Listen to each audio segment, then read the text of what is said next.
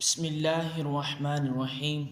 آج کی اس ویڈیو میں ہم گفتگو کریں گے قدس کے بارے میں کہ قدس پر کس کس کا قبضہ رہا اور آج کل قدس کس کے پاس ہے۔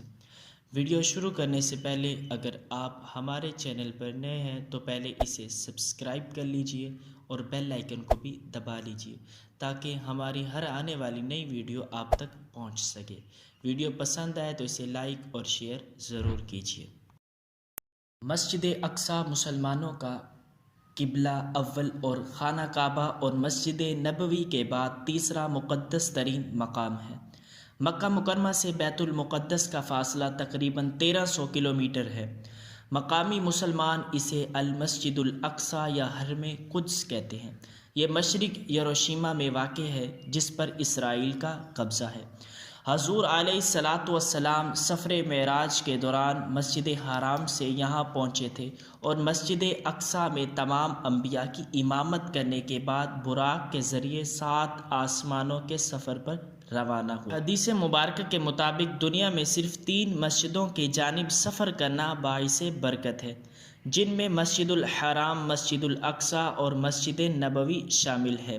البتہ شیعہ روایات کے مطابق ان 3 مسجدوں کے علاوہ مسجد کوفہ بھی بافضیلت ترین مساجد میں شامل ہے۔ مسجد اقصی مسلمانوں کا قبلہ اول ہے۔ مسلمان 16 سے 17 ماہ تک مسجد اقصی کی جانب رخ کر کے ہی نماز ادا کرتے رہے۔ پھر تحویل کعبہ کا حکم آنے کے بعد مسلمانوں کا قبلہ خانہ کعبہ ہو گیا۔ سب سے پہلے حضرت ابراہیم علیہ السلام اور ان کے بھتیجے حضرت لوط علیہ السلام نے عراق سے بیت المقدس کی طرف ہجرت کی تھی۔ حضرت یعقوب علیہ السلام نے وحی الہی کے مطابق مسجد اقصی کی بنیاد ڈالی اور اس کی وجہ سے بیت المقدس آباد ہوا۔ پھر کچھ عرصہ دراز کے بعد حضرت سلیمان علیہ السلام کے حکم سے مسجد اور شہر کی تعمیر اور تجدید کی گئی۔ اس لیے یہودی مسجد بیت المقدس کو ہیکل سلیمانی کہتے ہیں۔ ہیکل سلیمانی اور بیت المقدس کو 586 میں بخت نصر نے مسمار کر دیا اور 1,00,000 یہودیوں کو غلام بنا کر ساتھ عراق لے گیا۔ بیت المقدس کی اس بربادی میں حضرت عزیر علیہ السلام کا وہاں سے گزر ہوا۔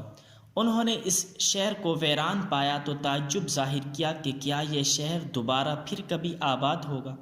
اس پر اللہ کے حکم سے انہیں سلا دیا گیا۔ 100 سال بعد جب وہ اٹھائے گئے تو یہ دیکھ کر حیران ہو گئے کہ بیت المقدس پھر آباد اور رونق شہر بن چکا ہے۔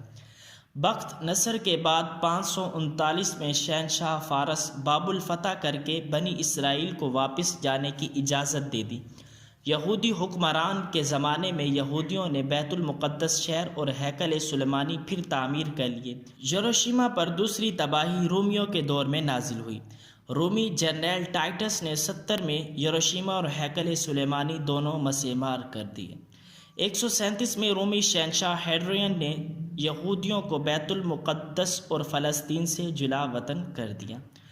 4 صدی عیسوی میں رومیوں نے صلیبیت قبول کر لی اور بیت المقدس میں گرجے تعمیر۔ جب نبی کریم صلی اللہ علیہ وآلہ وسلم معراج کو جاتے ہوئے بیت المقدس پہنچے 2 ہجری بمطابق 624 تک بیت المقدس ہی مسلمانوں کا قبلہ تھا، حتیٰ کہ حکم الہی کے مطابق کعبہ کو قبلہ قرار دیا گیا۔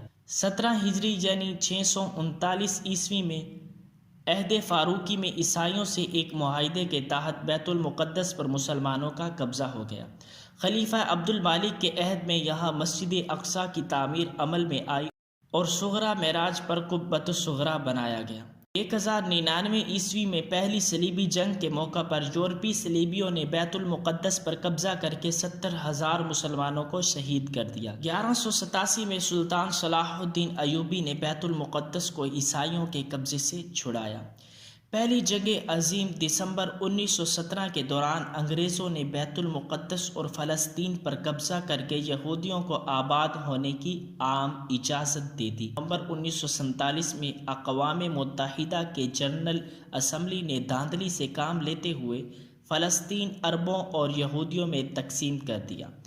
جب 14 مئی 1948 کو یہودیوں نے اسرائیل کے قیام کا اعلان کر دیا تو پہلی عرب اسرائیل جنگ چھڑ گئی۔ اس جنگ کے نتیجے میں اسرائیل فلسطین کے 78% رقبے پر قابض ہو گئے، تاہم مشرق بیت المقدس اور عرب اردن کے علاقے اردن کے قبضے میں آ گئے۔ تیسری اسرائیل جنگ 1967 میں اسرائیلیوں نے بقیہ فلسطین اور بیت المقدس پر بھی تسلط جما لیا، یوں مسلمانوں کا قبلہ اول یہودیوں کے قبضے میں آ گیا۔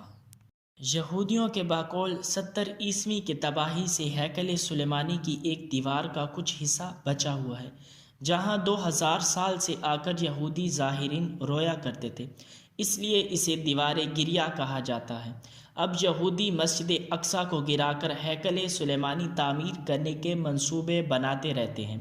اسرائیل نے بیت المقدس کو اپنا دارالحکومت بھی بنا رکھا ہے۔ یہ تھی بیت المقدس کی تاریخ۔ چینل کو سبسکرائب کیجیے، بیل آئیکن کو بھی دبا لیجیے۔ ویڈیو پسند ہے اسے لائک اور شیئر ضرور کیجیے۔